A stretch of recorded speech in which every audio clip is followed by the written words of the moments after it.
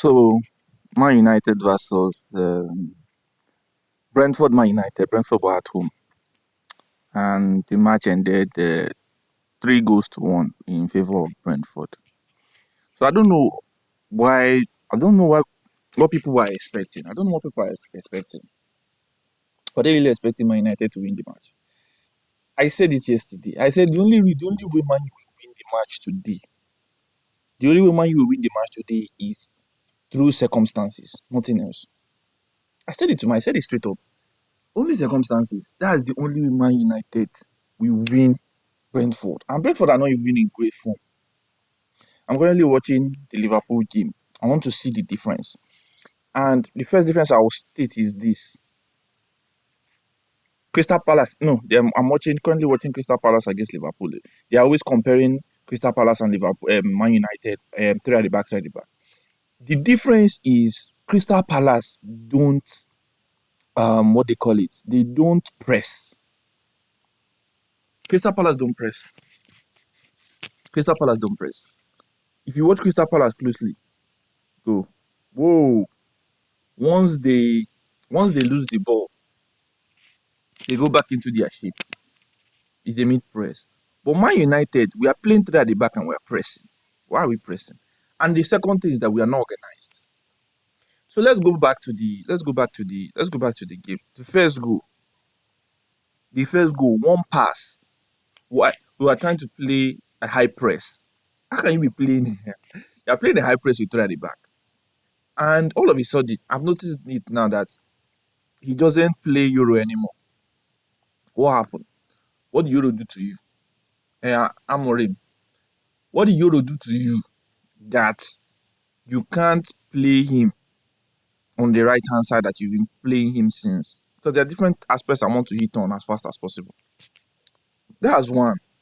Secondly, um, Maguire is in the middle and then you push the lead to the right hand side. That in itself is a problem because when you push the lead to the right hand side, that's not his best position. You're already disrupting the system that you have created normally. Okay, then we now move to the second goal. The second goal, which is as stated, is an issue with playing delete on the right. One pass. We're not finished talking about the first goal. The pass Dalot missed. He missed the pass. One through ball. Maguire was not on the same line as the two other defenders. And boom, they scored. The second goal, they play from the right. The keeper, and I kept saying it, Bayinde, he always plays the ball into danger. He never plays the ball out of danger. He always plays the ball into danger 80% of the time. I don't know why.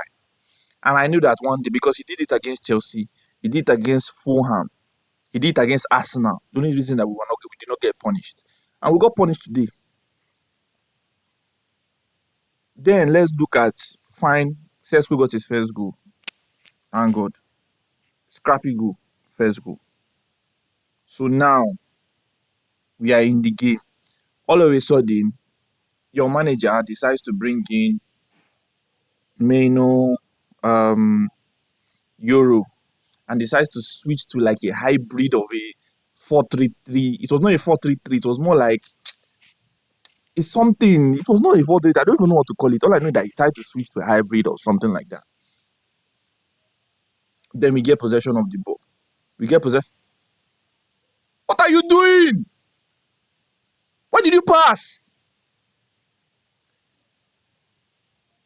What these guys do, what Crystal Palace do is they make your defenders, they make your defenders, they make the other team come out and then play overhead passes because they are always going to be free players in the system. But what Amorim does, he plays three at the back and then expects, he doesn't play in a cubicle like, it's the first time I'm trying to actually analyze the system. You're playing three at the back, but you expect the team to be playing high. Like, what the hell are you talking about? When you're playing three at the back, the first thing you do is you always have to know that you're not going to have possession of the ball. Always. That is the guarantee. You never have possession of the ball. But for him, he wants to have possession of the ball. You're playing at the back with possession of the ball. Are you sick? Are you sick in the head? That one by the side. Then we now looked at the second goal. As I said, we've already talked about the second goal. Then we score. Kudos to Euro. We switch to a hybrid, whatever system that whatever I wants to play. Then all of a sudden, we get the penalty. This is where the decision of Ineos not to take the 110 million that they should have accepted that money and told Bruno to accept that bid. You dare not. Like, do you know it's 110 million? Instead, the manager comes and says, oh, Bruno is not going anywhere, blah, blah, blah, blah, blah. And Bruno is like, yeah, they don't want me to leave. And I'm like, what?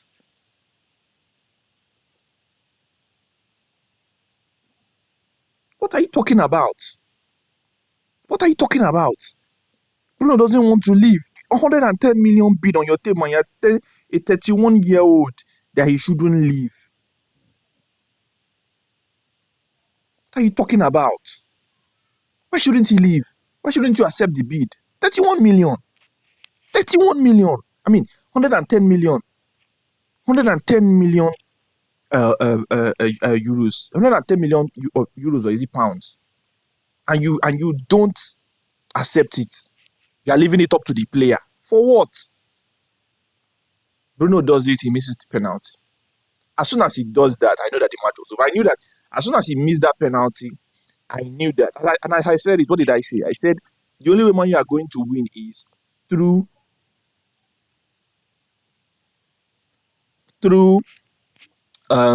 very, very underlying circumstances. Either we get a penalty or they get a red card. And they almost got a red card with that penalty because the defender, I think it's Nathan Collins, dragged Mbemo and he was the last man. I think the ref just decided that no, let them not give a red card. But normally that was I said that was the only way Man U are going to win. Man U are not going to win that match unless we either get a penalty or a red card. That was the only two ways we're going to win. And as soon as he missed that penalty, I didn't know, but I just think that the match was going to end 3-1 somehow. Because what he was going to do is that, because what he does is, when he's under pressure, he just lets the players go and do whatever they want. He switches to the formation that people want. And then people will not be like, we may play the 4-3-3. I'm like, which 4-3-3? Why didn't he start with the 4-3-3? Why didn't he start with it? See, long and short. Ineos. What's Mateta doing? Sorry, I'm watching the Liverpool game. Long and short. Amorim is not a good enough manager. And he needs to get sacked. If he does not get sacked, Man United are going to end up relegated. Let me bring a stat for you. Man United have conceded first in 21 games. How many matches has this man managed that we've conceded first in 21 games? Still not got. We are yet to win back to back. I think let me make it up. We are yet to win 3 games back to back under this manager. You know what I'm going to do now? I'm going to go to ChatGPT and I'm going to ask it to bring out all the negative records Amorim has broken since he came to Man United. That's what I'm going to do now. Because it's as if we don't know what's going on here. Let's just give me a minute. So if you enjoy this content, please follow, like, and share. Tell your friends about it. Please follow, like, and share. I beg. We just start this thing. There's so much more to come, I beg. So, let's go and check. Sharp. Crystal Palace are very structured. If you watch the way they play, they don't press. They don't press unnecessarily. They mid-press. They don't do low block. What they do is that they go back to their halfway line and then you come at them. Then when they pressure you, they quickly counter you because they always have the outline players, which is the 3 number 10s. The two number 10s and the striker, they're always forward. So they always have somebody that if they do an overhead pass, there's always something available. Let's go and check ChatGPT. Because people don't need to understand. I need to read out all these things. And I'm also going to follow up with the fallout on Twitter. Because there's a big fallout. Yes, that's great. Because I don't have that time.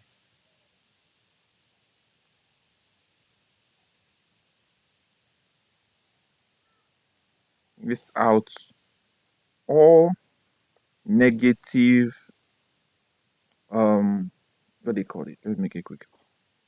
List out. All right, let's go ahead. Let's all right, let's go ahead. This is going to be fantastic. So I wrote down the prompt was I need a list of all negative stats since Amorim joined Man United last season.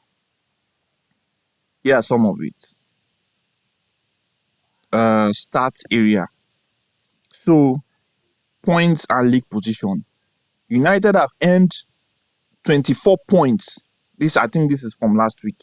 Let's just say 27. 27 points in 26 games in the EPL. Win rate.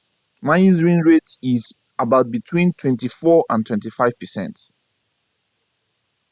Man, you have 17 league defeats. I'm not even talking about the ones in the core pool. I never talk about the one for core pool. 17 league defeats by the end of, and I'm not even started adding this season's itself. Home record, particular home record, 9 home defeats, marking one of the worst home seasons in history. Low scoring. United scores 30 goals in 25 games under Amorim, failing to score in 10 of those 25. Conceded 41 goals in those 25 games. Clean sheet. United kept only 4 clean sheets in 25 games. All right, now what I'm now going to do is I'm going to ask you to pull data from 2025 this season.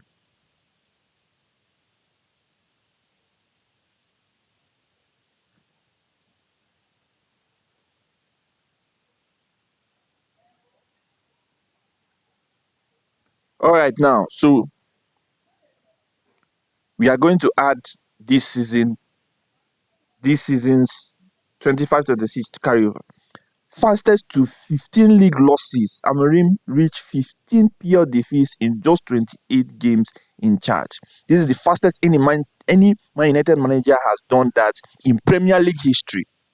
Lowest ever table position since Amorim took charge.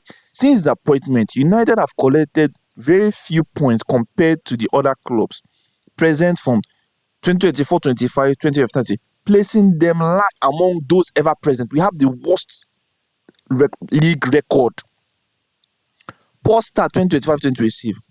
The first 4 games, United have just 4 points. They've scored 4 goals while conceding 7. Home record. Amorim has secured 5 home league defeats, has accrued 5 home league defeats in fewer home matches than any previous United manager in the previous league era. This suggests a serious instability in Old Trafford. ChatGPT, they even help, they even give more, they give more idea, they give your own judgment. Winning rate remains poor. After the start of the season and counting from when he took over, his overall points to game ratio remains very specific. 8 games in 31 Premier League matches since he took over, with just 31 points for those 31 games in the ever-present table perspective. Win percentage is still sub 30%. He has not improved. We have not improved from last season. Bad defense and goal trends. The goals conceded versus goals scored gap is still worrying. Early 25 shows 25-26 season shows more conceded goals, more conceded than scored. Overall, since Amorim joined the club, remains and still remains negative.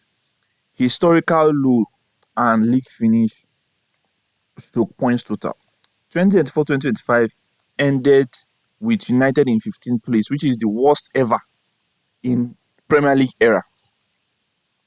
Points total in 38 games was 42, which is the lowest we've had since 1974. And he had more than half of those games because he had about 25 to 26 of those games. Lack of stability. No back-to-back wins as at the end of 2024-25 and into 25-26, United had not managed successive Premier League wins under Amorim. And then let me understand something. And then you still have Man United fans coming and posting and saying that, oh, it is not the AC, it's not the manager, it's the players, are not doing this. This man has destroyed the confidence of this team. If Amorim likes, let him play 4 at the back. It's not going to change anything. He has killed the confidence of the team. The team is dead. Mentally, they are dead. They don't see the thing about it now is I don't know whether Ineos, tend to think that it's a fucking joke or something. Is this a fucking joke to them? Is this a fucking joke to them? Is it a joke?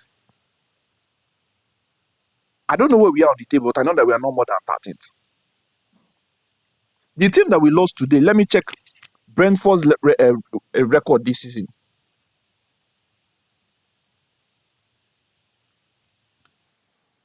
All right, let's go to Brentford's record.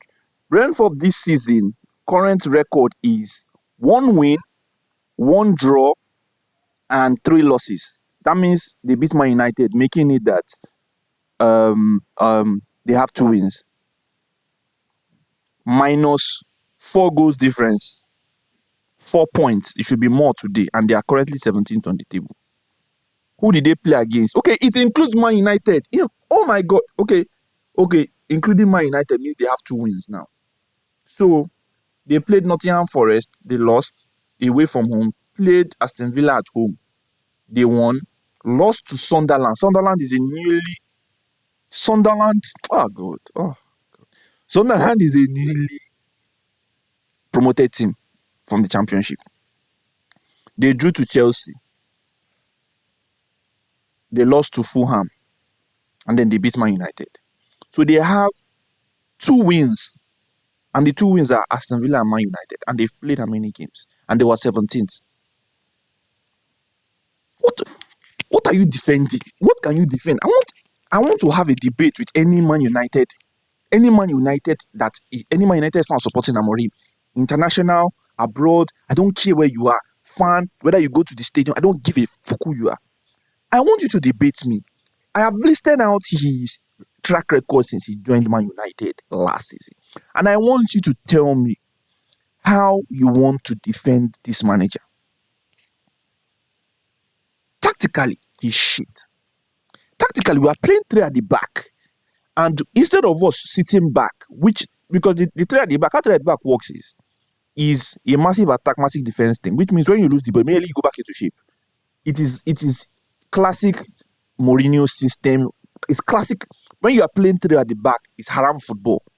So when you know that you want to play 3 at the back, you know that we are not going into this game to look pretty. We are going into this game to win the game.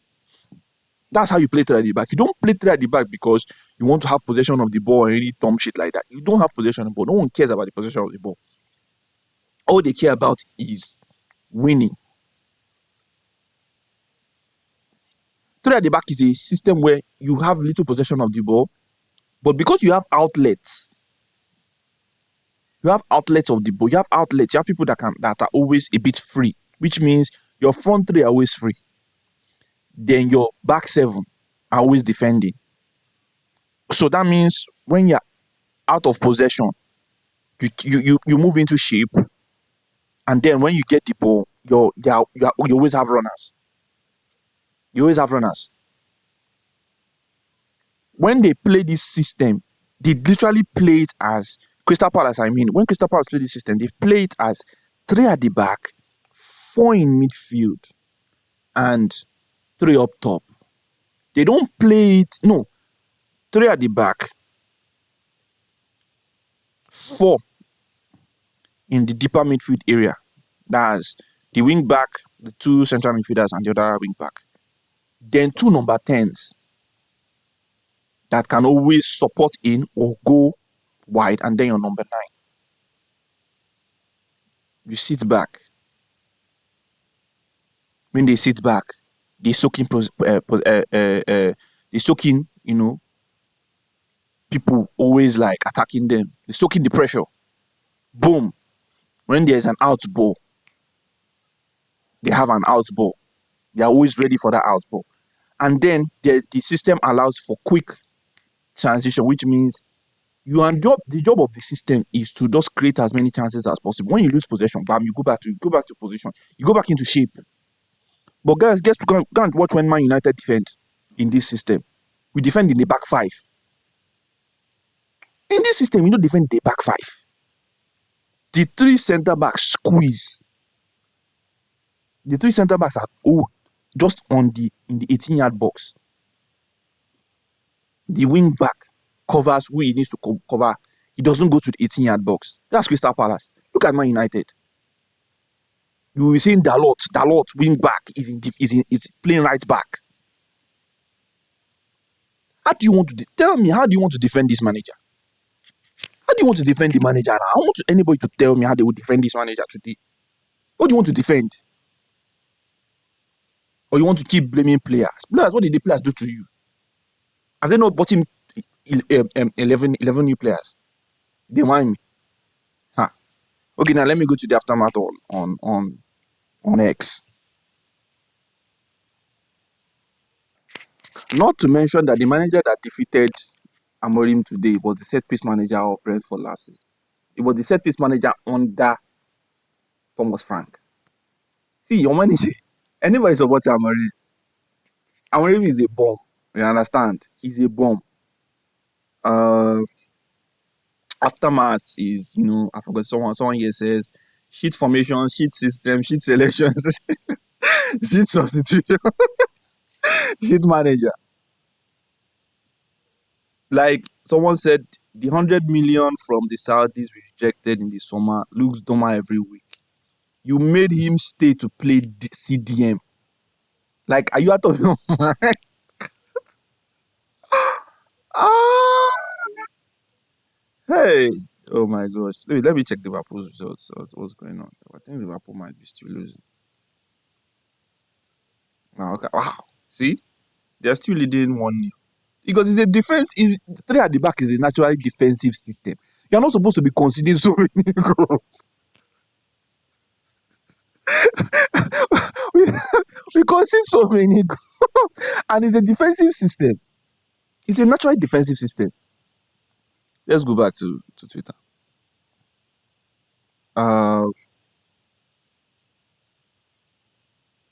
So this is what happens. This is what happens when we are 11-11. Last week, we got away with it because half of the game we were against 10 men. And I said it. I said last week against Chelsea. Chelsea were very stupid. Sanchez is very stupid. If they were 11-11, they would have won that match convincingly. They should have won that match convincingly, comfortably. Like, what are you doing? So last season I said it. I said, why didn't we take that 110 million from the Saudi? I said it here. Why didn't we take it?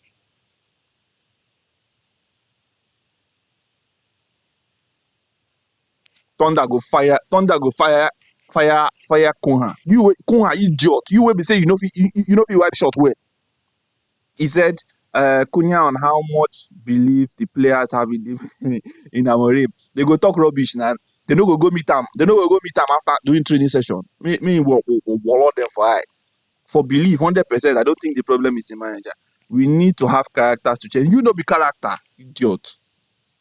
As you could take fool.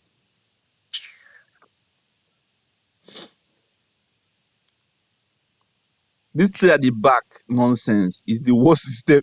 The problem now is that people are making a mistake. It is not just the fact that it's three at the back. It's how he's playing it three at the back that is the problem. You're playing the three at the back like an offensive system. For fuck's sake, you're playing three defenders. You're playing it and you're not playing midfielders. If forget the wing back thing. Let's forget the wing back thing. Let's just say we played normal wingers. I'm telling you that Man U will not be conceding as many goals. I know what I'm saying. Because when you're playing wingers, you play people like Antonio Valencia, people like Moses. The profile does not have to be a fucking defender. Togo is not an attack. How is it that every time that man you get the ball, the only outlet that is available is Togo? What are we talking about here now? The only outlet we have available is the only outlet we have available. Togo. Togo is a defender, for God's sake. He's not a wing back. He's a defender.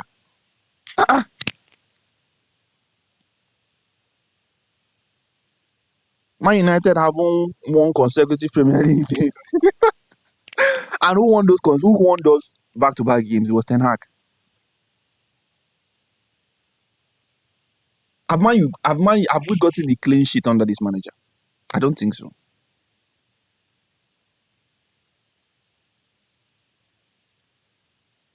And he always comes with all this raffle and waffle and dribble.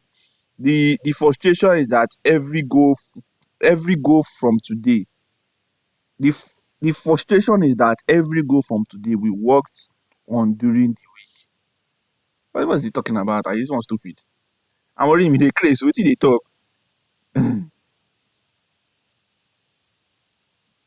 That's what I'm talking about. Talking rubbish. You buy goalkeeper, they buy you goalkeeper, you say you no go player. Nah, cool nonsense. Buying there every week, he makes one error. He must make one error. Nah, cool nonsense. Nah, cool. I don't even want to look at the third goal they scored, sir, because that one is by the way. Because I don't even want to count that one because when you're attacking like that, most likely, if you don't get the goal, they will score you in the last minute. I know that one is a normal thing. It's not a big deal. But the fact that Bruno couldn't score the PK, this is the second PK he's missing this season. What is his excuse? Did the ref touch him? Nonsense. Nonsense. Every time Dogu is getting into attacking position, Dogu is not an attacker, for God's sake. Next, he go carry Mount to go there. Like, what is wrong with this man? What's wrong with you? Anyway, if you're enjoying the meltdown, please follow, like, and share. We'll be bringing more content like this to you soon. I have my YouTube, my TikTok handle. Please follow, like, and share. The passion, no. It's in don't reach 30 minutes, safe. So thank you if you enjoy this content because honestly, I don't know what people want to do. I don't get it at this point. I don't get it. Like, what the fuck? Shit manager. Every week. Every week person knows saying go lose match.